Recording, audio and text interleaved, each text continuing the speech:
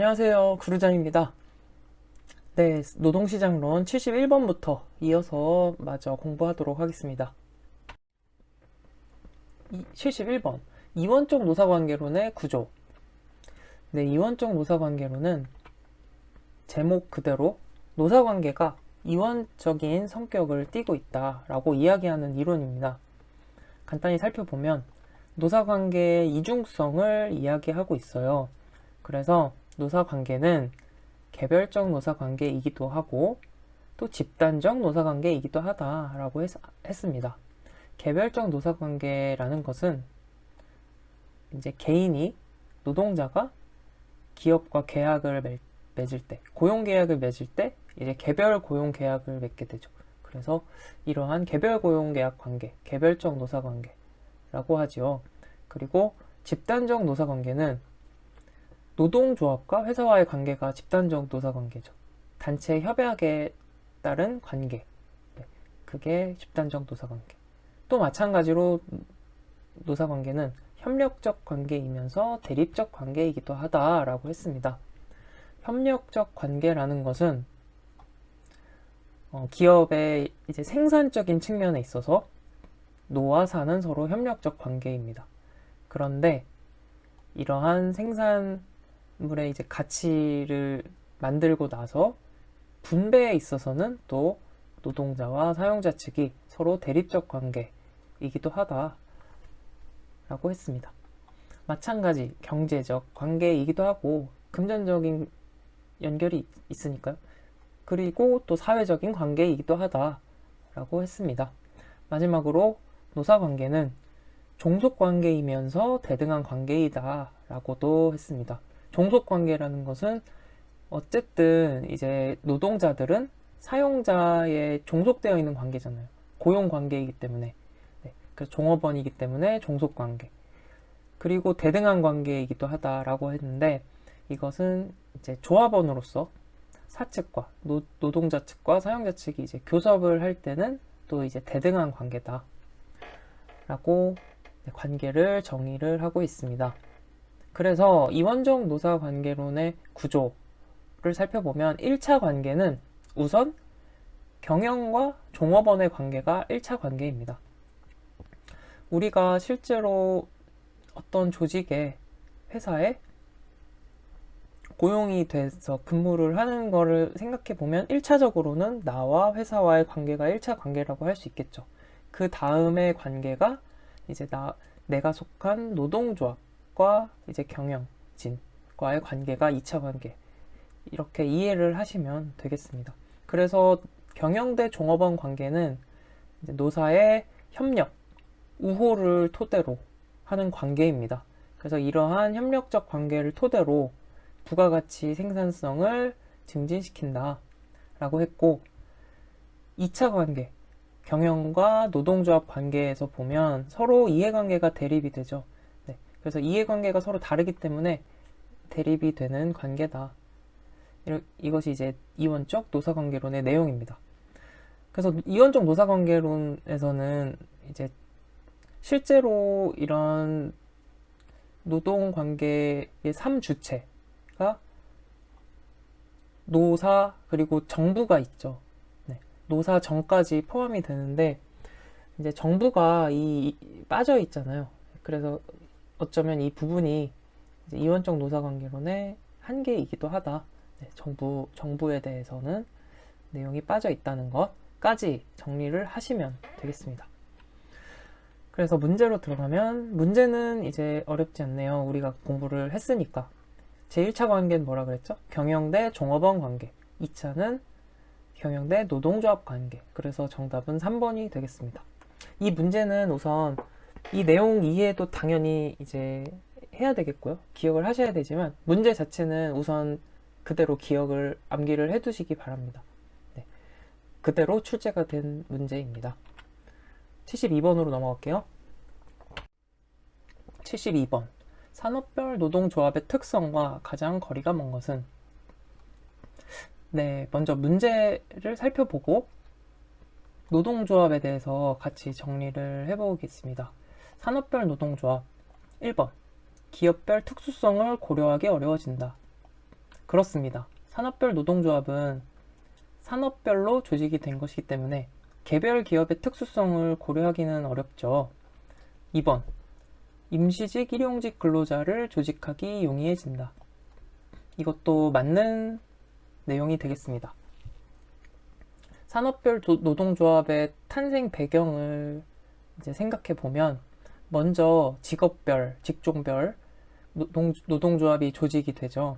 이제 숙련 근로자들의 이익을 보호하기 위해서 만들어진 게 직업별 노동조합이라고 할 수 있습니다. 그래서 굉장히 배타적인 이제 조직이었죠. 그렇게 직업별 노동조합이 생기고 나서 이제 숙련 근로자들의 조직이라고 했잖아요. 그러니까 미숙련 근로자들이 이제 자신들의 권익을 보호하기 위해서 만든 것이 산업별 노동조합이었습니다. 그래서 미숙련 근로자들이 조직을 했고 임시직, 일용직 근로자들을 이제 조직하면서 굉장히 거대 규모의 노동조합이 산업별 노동조합이라고 할 수 있습니다. 그래서 2번도 맞는 이야기. 3번, 해당 산업 분야의 정보자료 수집 분석이 용이해진다. 그렇겠죠. 네. 산업별 노동조합이기 때문에. 4번, 숙련공만의 이익옹호 단체가 되기 쉽다. 이것은 무슨 노동조합의 이야기일까요? 네, 그렇죠. 직업별 노동조합에 관련된 이야기이기 때문에 4번이 틀린 이야기가 되겠습니다. 정답은 4번이고 노동조합 같이 정리를 해볼게요. 직업별, 직종별 노동조합입니다. 최초의 형태, 최초로 생긴 노동조합의 형태는 직업별, 직종별 노동조합입니다. 직업별이기 때문에 동일 직업, 동일 직종, 산업이나 기업의 구별 없이 조직된 노동조합입니다. 산업혁명 초기에 숙련 근로자들이 노동시장을 독점하기 위해서 세운 것이 직업별 노동조합. 그래서 배타적입니다. 그리고 조합원 간의 상호 부조가 갖춰져 있었던 조직입니다. 네, 그래서 직업별 노동조합이 생기고 나서 산업별 노동조합이 탄생을 하게 되죠. 네, 동종산업, 직종 기업을 불문하고 조직이 되었고 이제 숙련 근로자 조직이 생겼으니까 미숙련 근로자들이 이제 권익을 보호하기 위한 목적으로 세운 것이 산업별 노동조합입니다. 오늘날 전 세계적으로 채택하고 있는 형태이기도 합니다. 그래서 굉장히 거대 조직이라고 했었죠. 산업별이기 때문에. 그리고 미숙련 노동자 권익 보호, 임시직, 일용직 근로자 조직이 용이하다. 산업별 노동조합이기 때문에 각 산업 분야의 정보 및 자료를 수집하고 분석하는 것이 용이하다라고 했습니다. 다음은 기업별 노동조합. 기업별 노동조합은 우리나라에서 가장 주된 조직 형태가 기업별 노동조합입니다. 주로 독과점 대기업에서 많이 조직이 됩니다. 그래서 기업별로 조직이 되기 때문에 노동시장 내에서는 지배력이 미약한 편입니다. 아무래도 기업별로 조직이 되어 있기 때문에 노동시장 전체에서 지배력이나 조직력이 강하기는 어렵습니다. 하지만 단체 협약은 비교적 용이합니다. 기업별로 존재하기 때문에. 그런 반면에 또 사측에 어용화될 위험성도 존재하죠. 네. 그리고 조합 내에서 기업별로 조직이 되잖아요. 근데 조합 내에서 직종 간의 이해관계가 다를 수 있기 때문에 직종 간 대립 가능성이 존재한다는 특징이 있습니다. 이렇게 기업별 노동조합 정리해봤고 마지막으로 일반 노동조합. 일반 노동조합은 이제 직업별 노동조합 처음 생기고 그 다음 산업별 노동조합 생기고 그리고 나서 나머지 근로자들, 나머지 노동자들은 이제 위험을 느끼잖아요. 그러니까 이제 이분들이 모여서 단일 노동조합을 만들었어요. 완전 미숙련 노동자, 자병 노동자 중심으로 단일 노동조합을 만들었다. 우리도 어쨌든 뭉쳐보자 해가지고 우리만 이제 뭔가 버려지는 거 아니냐 이렇게 뭉쳐졌기 때문에 어떻게 보면 나머지 모여 이런 형태에 가깝잖아요. 그렇기 때문에 단체 교섭의 상대가 불명확하다는 단점이 있습니다. 이렇게 직업별, 산업별, 기업별, 일반 노동조합까지 정리를 해봤습니다. 네, 차근차근 이 내용들을 떠올리시면서 복습하시면 네, 어렵지 않게 기억을 하실 수 있을 것 같습니다. 반드시 정리하고 넘어가시기 바랍니다. 넘어갈게요. 73번. 노동의 수요 탄력성이 0.5이고 다른 조건이 일정할 때 임금이 5% 상승한다면 고용량의 변화는 이런 문제 나오면 굉장히 헷갈릴 수가 있어요. 그쵸? 그런데 이제 전혀 이제 헷갈리지 않으셔도 됩니다. 차근차근 수요 탄력성 공식에다가 차근차근 대입을 해보면 되겠습니다. 먼저 수요 탄력성의 개념을 보시면 수요 탄력성이란 이제 수요의 가격 탄력성이라는 의미로 이해하시면 됩니다. 그래서 가격이 변함에 따라 수요가 어떻게 변화하는지, 많이 변화하는지, 조금 변화하는지를 의미하는 개념이 수요 탄력성, 수요의 가격 탄력성 개념입니다. 그래서 수요 탄력성이라고 하면 가격이란 말이 생략이 되어 있다라고 이해하시면 되겠습니다. 그래서 노동 수요 탄력성, 노동의 수요 탄력성 이런 말이 나오면 이 말의 의미는 노동 수요의 임금 탄력성이라는 의미가 되겠습니다. 수요 탄력성은 수요의 가격 탄력성이라 그랬으니까 노동 수요의 탄력성은 노동의 가격은 임금이잖아요. 그러니까 가격 대신에 임금이 되는 거죠. 노동 수요의 임금 탄력성이다.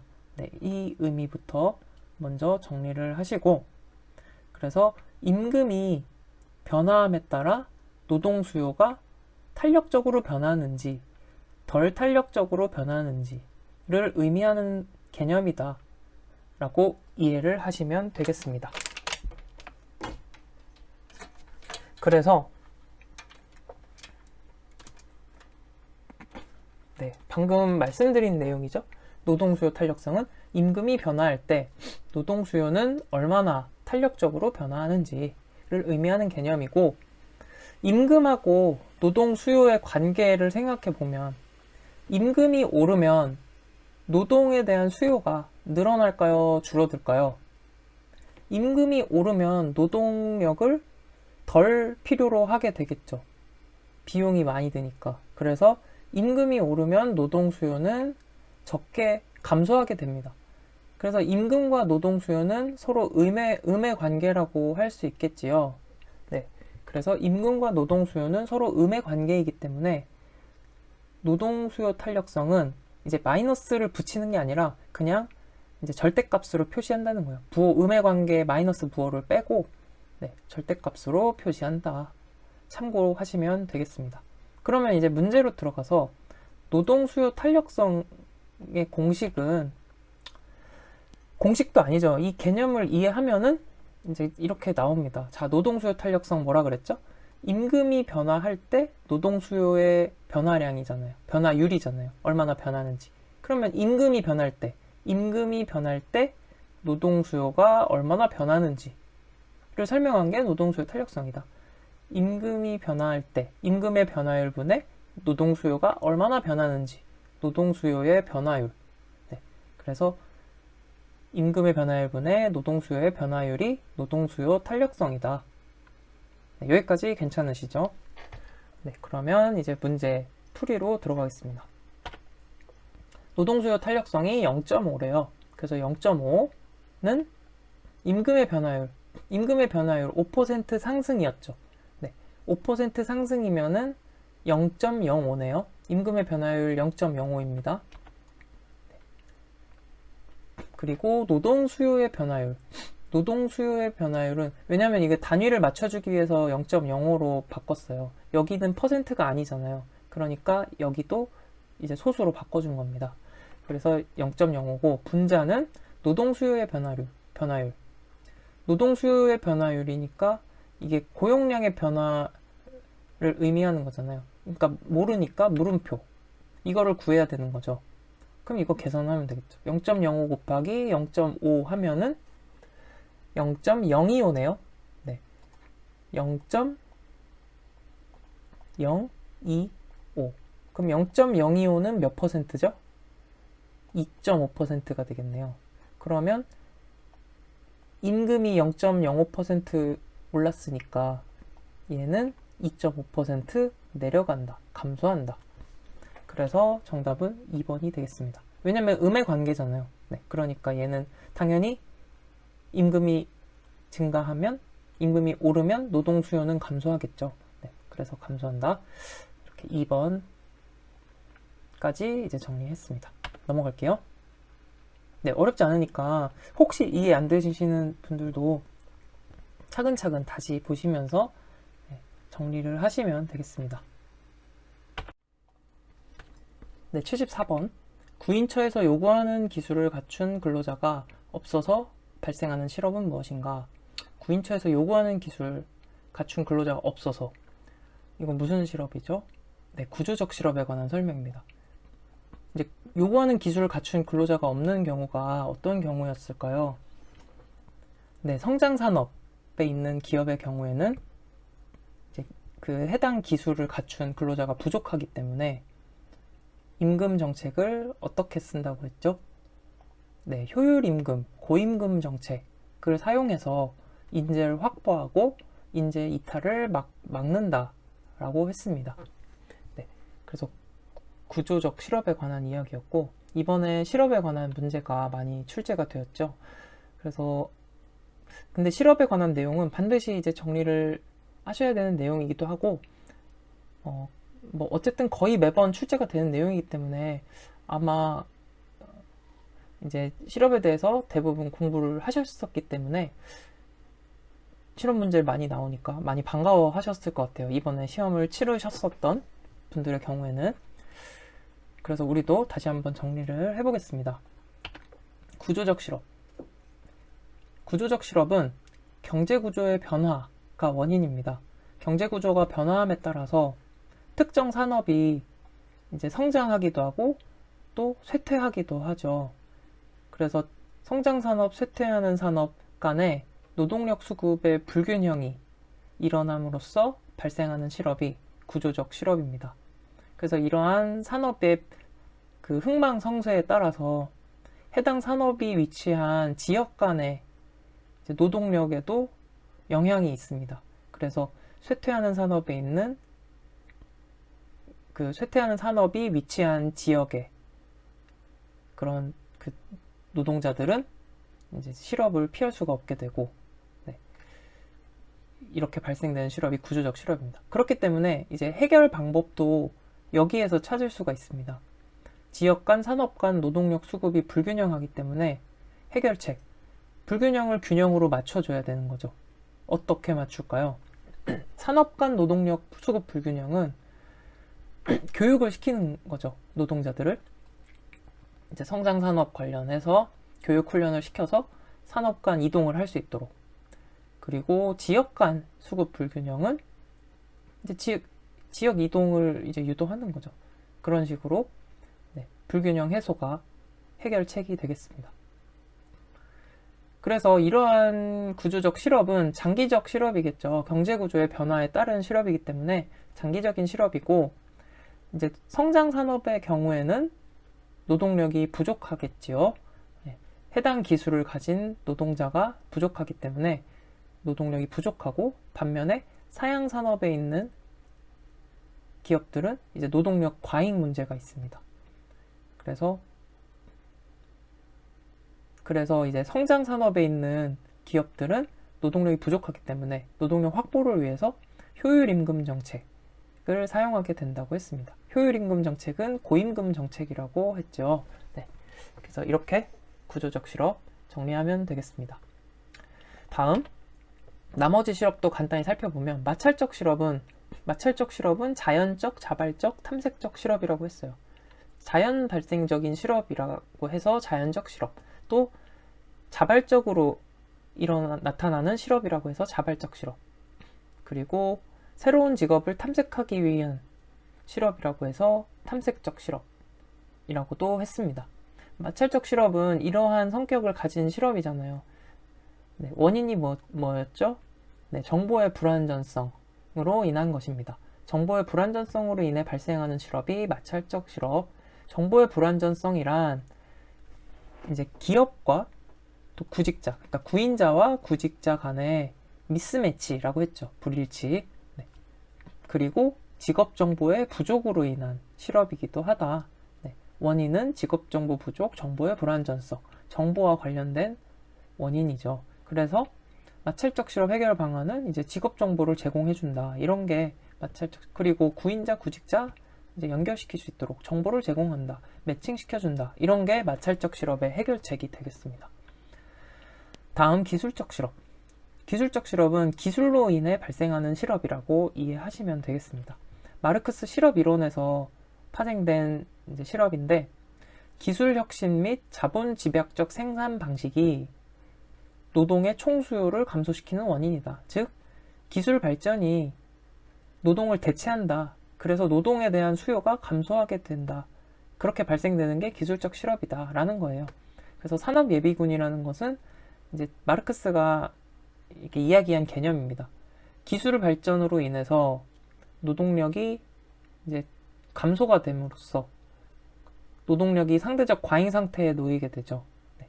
그렇게 과잉 상태가 된 노동력을 산업예비군이라고 지칭을 했습니다. 다음 계절적 실업. 계절적 실업은 계절적인 실업, 일시적인 실업입니다. 기후나 계절의 변화에 따른 실업. 예를 들면 대표적으로 농한기, 농번기가 있는 이제 농사, 농업에 관련된 실업이 대표적인 계절적 실업이죠. 마지막 경기적 실업. 경기적 실업은 경기적인 원인이에요. 불경기 시기에 발생하는 실업이 경기적 실업입니다. 총수요 부족으로 인해 발생하는 거예요. 원인을 총수요 부족으로 볼 수 있습니다. 그래서 수요 부족 실업이라고 합니다. 그러니까 총수요 부족이라는 말은 이제 어떤 의미인지 물론 아시겠지만, 네, 한 번 더 말씀을 드리면, 불경기 시기에는 이제 경기가 침체되니까 우리가 이제 수요가 굉장히 줄어들잖아요. 구매력도 떨어지고. 그렇기 때문에 이러한 수요 부족 현상이 나타나는 것, 전체적으로, 거시적으로, 그게 이제 총수요 부족이라고 하죠. 그래서 이러한 총수요 부족으로 인해서 우리가 물건도 별로 덜 필요하고, 네, 이렇게 소비도 굉장히 줄어들고 하니까 수요가 부족해지니까 발생하는 실업. 그래서 수요 부족 실업이라고 합니다. 그래서 실제로 이렇게 불경기 시기에는 그러면 이제 수요가 적으니까 임금을 낮춰서 어떻게 고용을 유지할 수도 있지 않냐, 이렇게 볼 수 있잖아요. 그런데 임금의 하방 경직성 때문에 그렇게 임금을 줄이고 고용을 유지하기가 쉽지 않다는 거예요. 임금의 하방 경직성이란 하방, 아래 방향으로 경직돼 있다. 임금이 잘 안 떨어진다는 얘기죠. 하방으로 경직돼 있다는 거니까. 그래서 임금이 한번 오르기는 쉬워도 이제 떨어지기는 쉽지 않은 이런 임금의 성질 때문에 임금을 줄이고 전체 고용을 유지하는 방식의 고용 유지는 굉장히 어렵다. 그래서 이제 경기적 실업과도 관련이 있다라고 이야기를 합니다.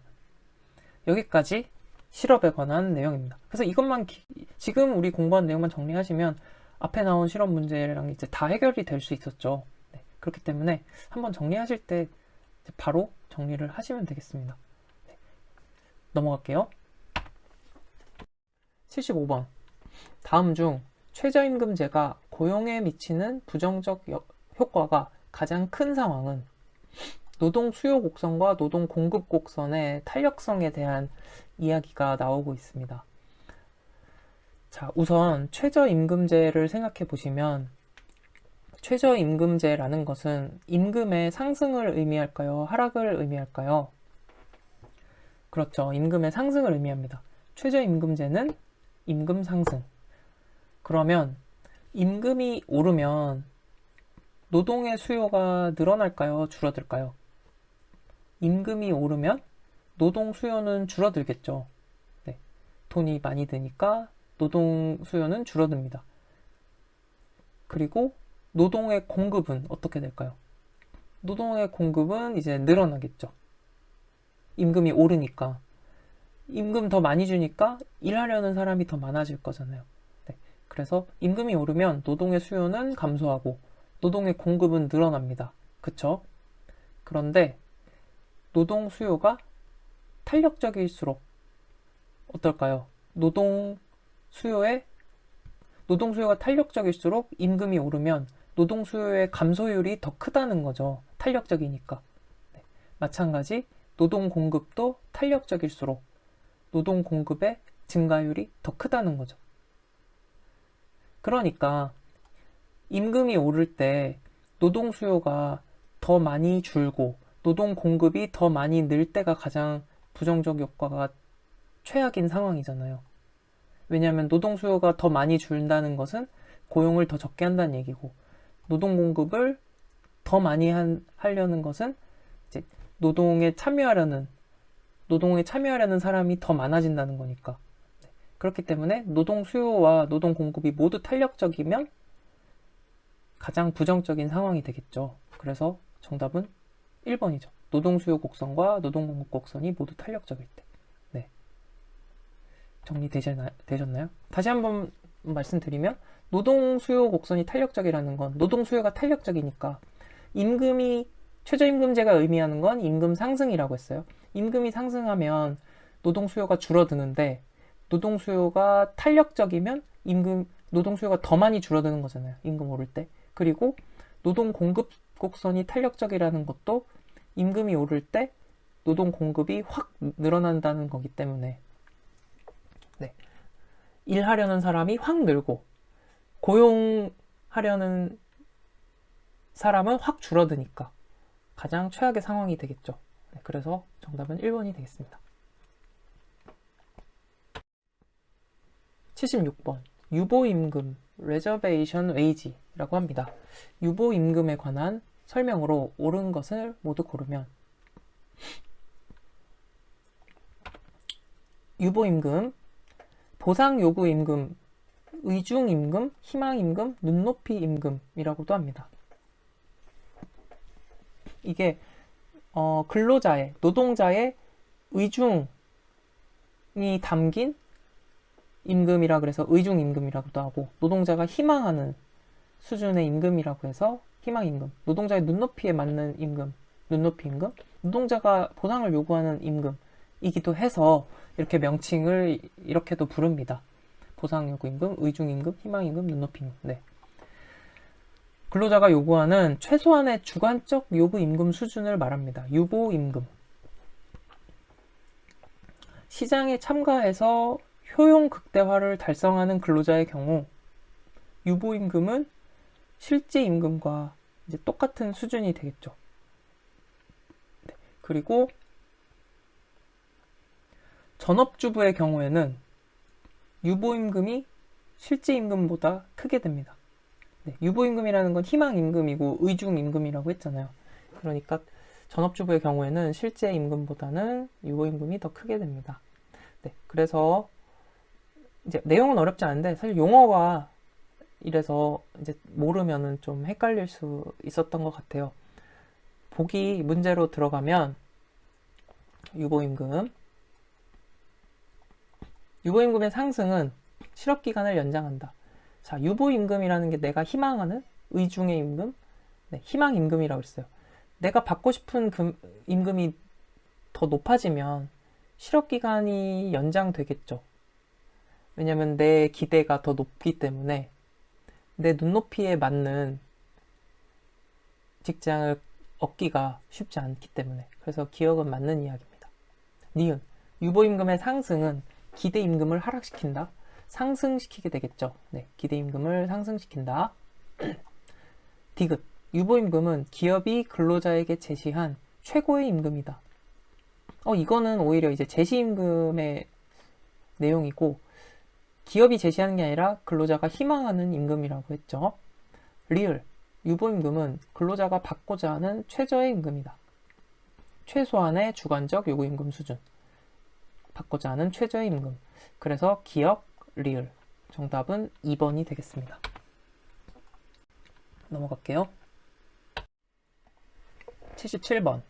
완전 경쟁적인 노동시장에서 노동의 한계 생산을 증가시키는 기술 진보와 함께 보다 많은 노동자들이 노동시장에 참여한다는 변화가 발생한대요.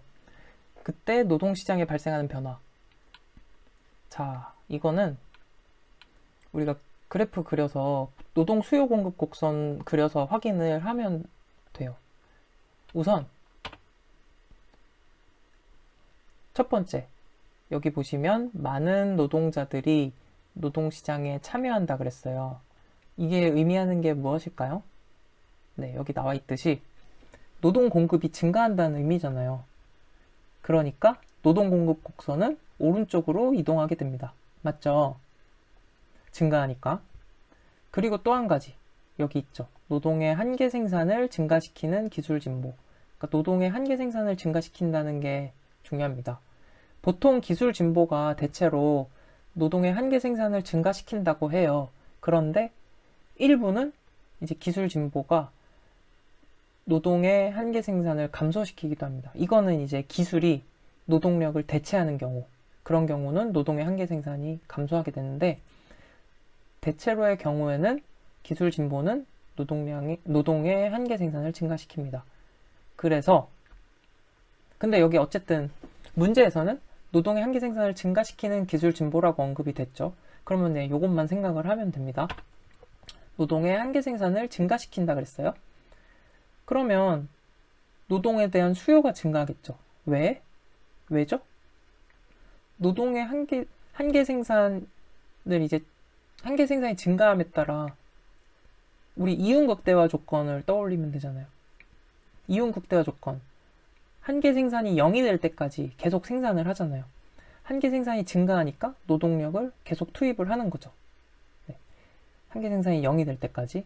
그러니까 노동 수요는 증가하게 되고, 그러면 노동 수요가 증가하니까 노동 수요 곡선은 어느 쪽으로 이동해요? 오른쪽으로 이동합니다. 그럼 요거를 그려보면 됩니다. 노동 수요, 노동 공급 곡선 이렇게 있잖아요. 그러면 이 수요 곡선이 오른쪽으로 가죠. 공급 곡선이 오른쪽으로 가죠, 먼저. 그리고 여기 수요 곡선이 오른쪽으로 가죠. 이렇게 그려보는 거예요. 그러면 자, 균형 노동 고용량은 반드시 증가하지만 반드시 증가하겠죠. 오른쪽으로 가니까. 둘 다 오른쪽으로 가면 균형 고용량이라는 것은 요걸 말하는 거잖아요. 요 만나는 지점을 말하는 거잖아요. 그러니까 네, 수요 곡선, 공급 곡선 다 오른쪽으로 이동했으니까 노동량은 증가하는 게 무조건 증가하죠. 네. 그런데 균형임금의 변화는 불명확하다. 자, 볼게요. 수요 곡선이 이만큼 이동한 거랑 이만큼 이동한 거. 다시. 이만큼 이동한 거랑 이만큼 이동한 거. 균형임금 어때요? 첫 번째, 이만큼 이동했을 때 균형임금은 요 지점이 되겠죠. 네, 요 지점. 그런데 D2로 이동했을 때는 이렇게 되겠죠. 그러면 균형임금 요 지점. 그런데 원래 균형임금은 어디였어요? 원래 균형임금은 여기였죠. 그러니까 D1으로 가면 균형임금이 더 낮아지고 D2로 이동하면 균형임금이 더 커지잖아요. 그러니까 알 수 없는 거예요. 어느 정도 움직이냐에 따라서 균형임금이 올라갈 수도 있고 내려갈 수도 있다는 거죠. 그렇기 때문에 정답은 1번이 되겠습니다. 네, 이해가 되실까요? 이해가 되셨으면 좋겠습니다. 네, 이거는 네, 잘 복습을 해보시고 혹시 이제 이해가 안 되는 부분이 있으시다면 네, 다시 돌려보셔서 잘 이제 확인을 해보셨으면 좋겠습니다. 혹시 이해가 안 되신다면 죄송합니다. 저의 설명이 이제 부족한 걸로 네, 생각을 하시면 되겠습니다. 그래서 77번은 네, 정답이 1번. 다음 넘어갈게요.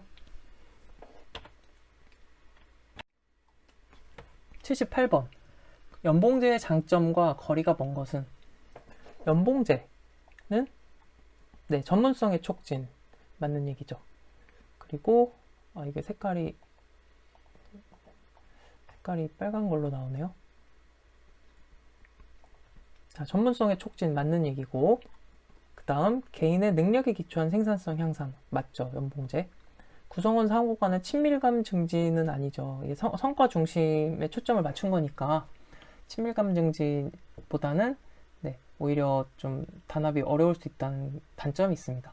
그리고 임금 관리가 용이하다. 연봉 1년치 연봉이 딱 정해져 있으니까요. 그래서 정답은 3번이 되겠습니다. 우리 연봉제 간단하게 정리하고 넘어갈게요. 연봉제의 장점. 우수 인력의 확보 유지 장점이 있습니다. 그리고 동기부여와 능력 개발 가능하죠. 성과 중심이라고 포커스를 두고 이해를 하시면 되겠습니다. 그리고 연봉 1년 연봉이 정해져 있으니까 인건비의 효율적 관리. 조직 변화의 촉진. 네, 조직 변화의 촉진이라는 것은 이제 개인이 목표 달성을 위해서 이러한 권한이 확대되고 책임도 이제 부여가 돼요. 그러면서 이제 점진적으로 조직 변화를 또 촉진시키게 된다라는 의미가 되겠습니다. 그리고 단점으로는 불필요한 경쟁 요구, 성과 중심으로 책정이 되니까요. 그리고 보상 재원이 부족하다. 성과를 냈을 때 이제 보상 재원이 부족한 경우에는 성과를 냈을 때 충분한 보상이 이루어지지가 않겠지요. 그리고 또 성과에 초점을 두다 보니까 연대감이 상실될 수 있다. 그리고 1년 단위로 계약을 하잖아요. 연봉이 1년 단위로 정해지잖아요. 그러다 보니까 단기 업적 결과에 초점을 두게 된다.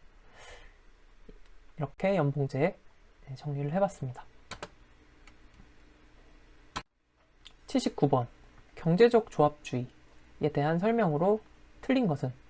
경제적 조합주의는 이제 노동조합 떠올리시면 되는데, 노동조합이 경제적인 부분에 초점을 두고 있다, 이런 뉘앙스를 느끼시면서 정리를 해볼게요. 경제적 조합주의, 노사관계는 이해 조정이 가능한 비적대적 관계다. 비적대적 관계다. 그래서 타협을 통한 노동자의 지위 향상, 복지 실현 노력, 경제적인 거에 초점을 둔 거죠. 지위 향상, 복지 실현, 여기에 이제 노력을 한다. 그렇기 때문에 정치적 투쟁은 지향하지 않는다. 그래서 경영 정권을 인정해요. 경영 참여를 회피합니다. 경제적 조합주의. 그리고 노동조합 운동의 목적은 지위 향상, 복지 실현 노력이잖아요. 그러니까 근로조건 개선, 임금 인상, 단체 교섭제도 강화이다. 비적대적 관계다. 경제적 조합주의. 문제로 들어가겠습니다. 설명으로 틀린 것은 1번. 노동조합 운동과 정치와의 연합. 1번이 틀렸네요. 그쵸? 정치 관여 안 한다고 했어요. 경제만 관여한다. 그래서 경영 정권을 인정하고 경영 참여를 회피해온 노선이다. 맞는 이야기. 3번. 노동조합 운동의 목적은 근로조건, 생활조건 개선, 유지라 그랬죠. 경제적 조합주의. 4번. 노사관계를 기본적으로 이해 대립으로 보고 있으나 이해 조정이 가능한 비적대적 관계로 이해한다. 네, 그렇습니다. 이해 조정이 가능한 비적대적 관계. 이해 관계 자체를 부정하는 건 아니죠. 이해관계 대립의 관계이지만 조정이 가능한 비적대적 관계다. 이렇게 선택지 내용도 잘 정리를 하시기 바랍니다. 정답은 1번. 80번. 개인의 후방굴절형 노동 공급 곡선이 나왔어요. 또 친절하게 이렇게 이야기를 해줬네요. 상단 부분에서 좌상향으로 굽어짐. 이렇게 그려지겠죠. 이것을 노동 공급의 후방굴절형 노동 공급 곡선이라고 합니다. 이렇게 공급 곡선이 있는데 후방에서 굴절되죠. 그래서 후방굴절형. 이 밑에 구간을 이제 대체 효과 구간이라고 하고, 이 위에 구간을 굴절된 부분, 후방 굴절된 부분을 이제 소득 효과 구간이라고 합니다. 자, 이 대체 효과와 소득 효과는 여가 소득의 선택 모형이라고도 해요. 여가랑 소득이랑 둘 중에 어떤 거를 선택하느냐에 관한 설명을 해준다 해서 여가소득의 선택 모형이라고 합니다. 먼저 대체 효과 구간을 보면 이쪽이 대체 효과 구간이죠. 임금이 올라갈수록 근로시간이 어떻게 되나요? 근로시간 오른쪽으로 가니까 근로시간도 늘어나죠. 임금이 올라갈수록 근로시간도 늘어납니다. 노동시간이 여가시간을 점점 대체하는 겁니다. 그래서 대체 효과, 노동시간이 여가시간을 대체하는 구간, 대체 효과 구간. 그래서 대체 효과 구간이라는 말은 대체 효과가 노동시간이 이제 여가시간을 대체한다는 의미고, 대체 효과가 소득 효과보다 큰 구간이다 라는 의미라고 이해를 하시면 되겠습니다. 그 다음에 이제 소득 효과 구간을 볼게요. 이 구간이죠. 소득 효과 구간. 임금이 올라감에 따라 근로시간은 어떻게 되나요? 왼쪽으로 가니까 점점 줄어드는 거죠. 임금이 올라갈수록 근로시간은 줄어듭니다. 돈을 더 많이 준다는데 일은 더 안 하는 거예요. 여가 시간이 어때요? 노동시간보다 더 소중한 거죠. 여가가 더 소중한 거예요. 그래서 이 구간은 소득효과 구간이라고 합니다. 노동시간이 점점점 감소하는 구간이죠. 경제활동 참가율이 감소합니다. 노동 공급이 감소합니다. 다 같은 이야기입니다. 그래서 이제 후반골절 곡선 이렇게 되는데, 여가가 정상제인 경우에는 노동 공급이 후반골절 곡선의 형태를 띈다 그랬어요. 여가가 정상제인 경우. 정상제라는 것은 소득 증가에 따라서 수요가 증가하는 재화입니다. 그러니까 돈을 많이 벌수록 수요가 점점 더 늘어나는 재화를 정상제라고 합니다. 소득이 위로 올라가면 점점점 증가하잖아요. 이렇게 소득이 점점점 증가할수록 수요가 점점점 늘어난다. 여가의 수요가 늘어나고 노동의 수요는 줄어들죠. 소득이 늘어날수록 노동의 수요는 줄고 여가의 수요는 늘어납니다. 그쵸? 그래서 이 경우에는 여가를 정상제라고 할 수 있습니다. 맞죠? 그래서 여가가 정상제인 경우에는 노동 공급은 후반골절의 곡선을 나타냅니다. 열등제인 경우에는, 열등제라는 것은 우리가 소득이 늘어날수록 수요가 줄어드는 재화를 말합니다. 그렇죠. 네. 수요가 줄어드는 재화. 예를 들면 우리 뭐 연탄 이런 거를 대표적으로 경제 교과서에 연탄 이런 게 나왔던 기억이 나요. 고등학교 경제 교과서에 이제 소득이 증가할수록 연탄에 대한 수요는 이제 줄어들게 된다는 거죠. 연탄을 안 쓰니까. 그런 게 이제 열등제가 되는데, 열등제인 경우에는 노동 공급은 계속 우상향하는 형태를 띈다 라고 했어요. 자, 봐요.